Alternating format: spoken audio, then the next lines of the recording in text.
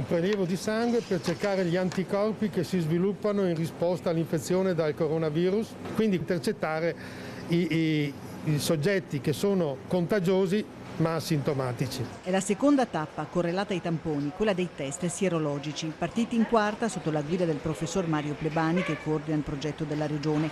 Padova capofila, più altri 7 ospedali hub del Veneto, 800 test in pochi giorni e un obiettivo ambizioso di 100.000 per conoscere nel tempo il comportamento del nemico invisibile. Quello che stiamo cercando di capire è la tempistica in cui questi anticorpi nascono nel nostro organismo e se soprattutto queste immunoglobuline difensive rimangono a lungo. Questo è fondamentale per capire se ci darà un'immunità per lungo tempo, cioè ci permette di non essere reinfettati. Per il professore niente liberi tutti. Il passaggio alla fase 2 sarà lungo, da vivere di rigore con guanti, mascherine e distanza di sicurezza.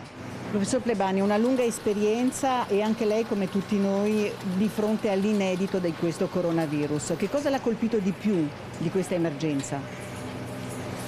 Mi ha colpito l'impreparazione perché tutti avevamo visto cosa avveniva in Cina, ma non abbiamo trasferito questa realtà a quello che poteva avvenire in Italia. Mi ha impressionato la scarsa, come possiamo dire, umiltà di molti colleghi e penso che è una lezione che dobbiamo imparare e mettere in pratica, studiare nel silenzio e poi parlare quando abbiamo maggiori conoscenze.